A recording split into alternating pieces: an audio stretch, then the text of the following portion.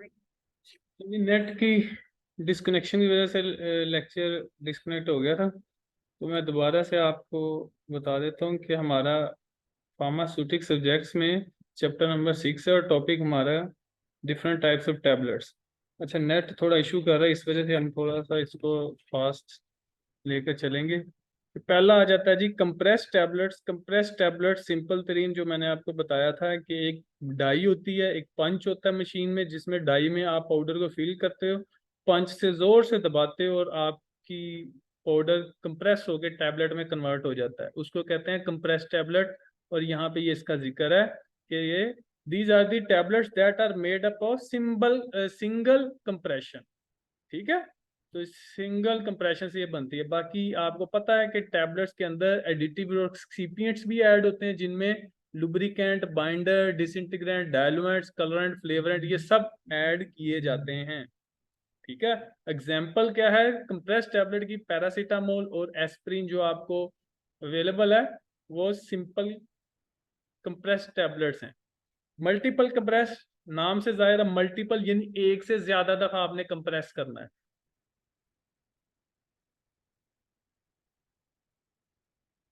अच्छा जी, एक से ज्यादा दफा कंप्रेस का क्या मतलब है कि आपने पहले किसी भी मटेरियल को एक दफा कंप्रेस किया, टैबलेट्स तैयार की, उसके बाद आपने क्या करना है, फिर उस टैबलेट के ऊपर किसी और मटेरियल की कोटिंग करने के बाद आपने उसको सेकंड टाइम अगेन कंप्रेस करना है, जिससे क्या होता है कि आपके टैबलेट्स के ऊपर एक और मटेरियल की कोटिंग आ जाती है।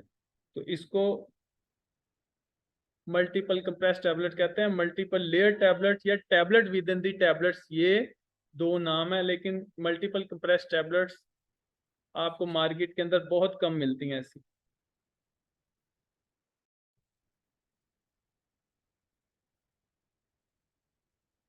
अच्छा, ये नेट बहुत ज्यादा तंग कर रहा है, बार बार डिस्कनेक्ट हो रहा है।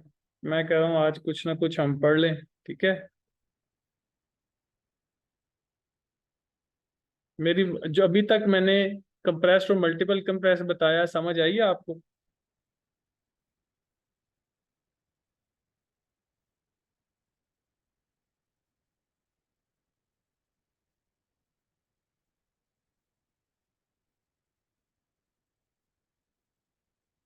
मेरी आवाज आ रही है आप लोगों को? हेलो?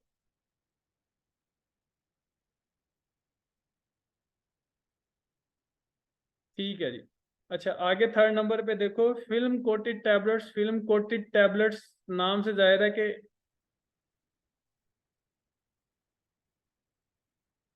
अच्छा, मल्टीपल कंप्रेस टैबलेट मैं अगेन बता देता हूँ कि कंप्रेस टैबलेट्स जो सी होती है उसके ऊपर किसी और मटेरियल की कोटिंग करके उसको दोबारा से कंप्रेस कर दिया जाए, उसको मल्टीपल कंप्रेस कहते हैं।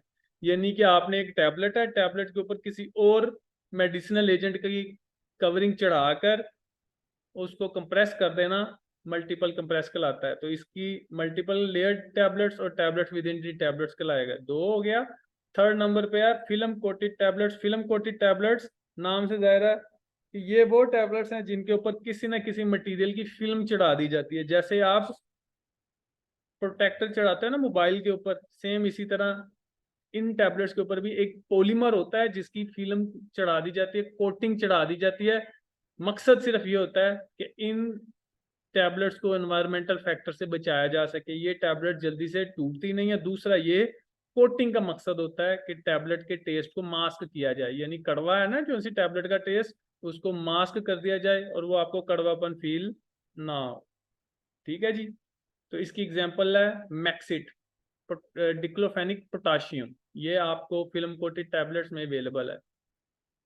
फोर नंबर पे अगर बात करें तो फोर नंबर पे आ जाता है शुगर कोटिंग टैबलेट। जैसा नाम से जाहिर है कि इन टैबलेट्स के ऊपर शुगर की कोटिंग कर दी जाती है। अगेन यही कि कोटिंग का मकसद होता है टेस्ट को मास्क करना और एनवायरमेंटल फैक्टर से बचाना। तो यहाँ पे जो शुगर की कोटिंग की जाएगी, तो इसका मतलब क्या होगा कि टैबलेट आपकी कड़वी है, जिसके ऊपर शुगर की कोटिंग करेंगे तो वो आपको मीठी लगेगी। और जब वो मुंह ओरल आपकी ओरल कैविटी को क्रॉस करके स्टमक में चले जाएगी, तो ये पहली शुगर कोटिंग जो सी उतर भी जाए तो टेस्ट का कोई फर्क नहीं पड़ता। मेन मकसद होता है कि आपके माउथ के अंदर कड़वापन फील ना हो। तो ये शुगर कोटिंग टैबलेट्स कहलाती हैं। शुगर कोटिंग टैबलेट्स की एग्जांपल है ब्रूफिन। ब्रूफिन को आपने देखा होगा कि इसका टेस्ट मीठा होता है, ऊपर वाली लेयर जो सी होती है, और इसमें कलर भी ऐड किया होता है आपने। फिफ्थ नंबर पे जो टाइप आती है उसको कहते हैं एंटेरिक कोटिंग। ठीक है, enteric coating tablets. Enteric coating tablets की बात करेंगे तो इसको जरा समझना आपने, ये नई टेक्नोलॉजी, इस पे जरा ज्यादा वर्क हो रहा है कि एंटेरिक तो आमतौर पे वर्ड होता है इंटेस्टाइन के लिए। एंटेरिक जैसे कहते हैं ना, एंटेरिक फीवर हो गया, एंटेरिक फीवर यानी टाइफाइड यानी आंतड़ियों का बुखार, तो एंटेरिक इंटेस्टाइन। तो यहाँ पे एंटेरिक कोटिंग टैबलेट ऐसी टैबलेट्स होती हैं जिनके ऊपर हम ऐसा कोट कर देते हैं कि टैबलेट आपकी स्टमक में नहीं डिसइंटीग्रेट होती, बल्कि इंटेस्टाइन में जाके टूटती है और मेडिसिनल एजेंट को रिलीज करती है। ठीक हो गया। तो ये एंटेरिक कोटिंग टैबलेट्स कहलाती हैं जो स्टमक को बाईपास करके इंटेस्टाइन में पहुंच के रिलीज होती हैं, जिसकी एग्जांपल क्या है, लोप्रिन। लोप्रिन आपको एंटेरिक कोटिंग के अंदर मिलती है। ठीक हो गया। 6 नंबर पे आ जाता है जी बक्कल और सबलिंगुअल टैबलेट। नाम से जाहिर है कि ये टैबलेट्स या तो इनको बक्कल कैविटी, बक्कल कहते हैं ये जो चीक्स होते हैं इनमें, या सबलिंगुअल यानी जुबान के नीचे रखने वाली टैबलेट। तो इसकी आपको बड़े अच्छे से एग्जांपल एक पता है, एनजीसीड, जो जुबान के नीचे रखते हैं जब हार्ट अटैक हो या ब्लड प्रेशर हाई हो तो एनजीसीड दी जाती है, जुबान के नीचे रखते हैं। तो ये टैबलेट्स नाइट्रोग्लिसरीन, एनजीसीड में साल्ट होता है नाइट्रोग्लिसरीन। तो मकसद क्या है, क्यों जुबान के नीचे रखते हैं, स्टमक में क्यों नहीं लेके जाते, वो इसलिए कि ये टैबलेट का जो साल्ट है नाइट्रोग्लिसरीन, ये आपके स्टमक के एसिड के साथ मिलके खराब हो जाएगा और इसका असर जीरो हो जाएगा। इस वजह से हम स्टमक को बाईपास करने के लिए जुबान के नीचे रखते हैं, ताकि जुबान में जो ब्लड सप्लाई है उसमें ये साल्ट अब्जॉर्ब होके आपको फौरन रिजल्ट दे। ठीक है, इसलिए एनजीसीड का रिजल्ट आपको जल्दी मिलता है एज कम्पेयर टू वो टैबलेट्स जो स्टमक में जाती हैं, डिसइंटीग्रेट होती हैं और मेडिसिनल एजेंट को रिलीज करती हैं। एफरविसेंट टैबलेट्स। एफरविसेंट, एफरविसेंट का मतलब जो बुलबुले, जिन टैबलेट्स को पानी में ऐड करो तो बुलबुले निकलते हैं। ये आपके सामने डिस्प्रिन की टैबलेट दिखाई गई है। ये डिस्प्रिन की टैबलेट्स को जब आप वाटर के अंदर ऐड करते हो तो ये इस तरह अपने आप को डिसइंटीग्रेट करती चली जाती है और आपको बुलबुले से बनते नजर आते हैं। मकसद क्या होता है, कैसे ये टैबलेट बुलबुले कैसे निकलते हैं।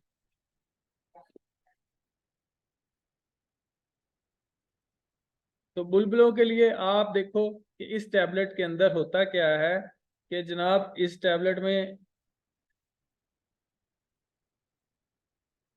सिट्रिक एसिड या टाटारिक एसिड, जैसा कि आपने एफरविसेंट ग्रेन्यूल्स पढ़ा था ना, सेम एग्जैक्टली वही साल्ट कि इसमें सिट्रिक एसिड और टाटारिक एसिड बाइकार्बोनेट साल्ट के साथ ऐड किया जाता है, और जैसे ही इनको पानी मिलता है तो ये आपस में रिएक्शन करके कार्बन डाइऑक्साइड गैस बनाते हैं, और वो कार्बन डाइऑक्साइड गैस बुलबुलों की शक्ल में बाहर निकलते हैं, जिससे टैबलेट घुलती चले जाती है। एग्जाम्पल डिस्प्रिन और CSE 1000।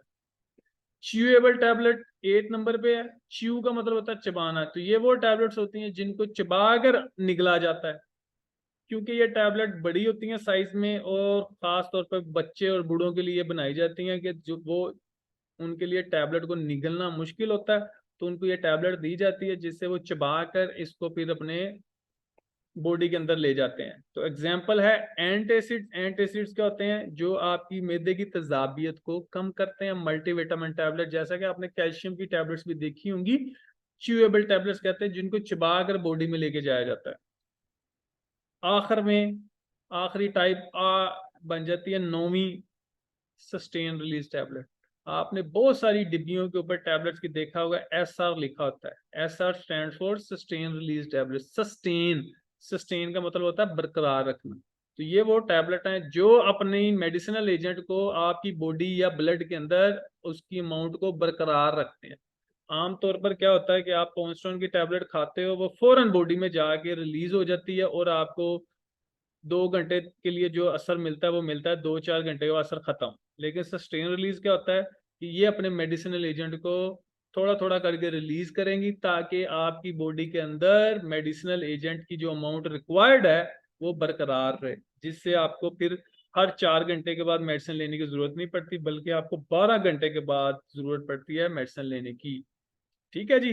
तो ये एग्जाम्पल में डिक्लोरॉन और वोल्ट्राल मार्केट में आपको मिल जाएगी। अगर आप गौर करो तो इनकी डब्बियों के ऊपर SR लिखा होता है, तो SR stand for sustain release tablet. तो ये 9 टाइप्स ऑफ टैबलेट्स जो आपकी बुक में लिखी हैं हमने पढ़ ली है। यहाँ तक किसी का कोई क्वेश्चन, कोई पॉइंट समझ नहीं आया तो पूछ लो।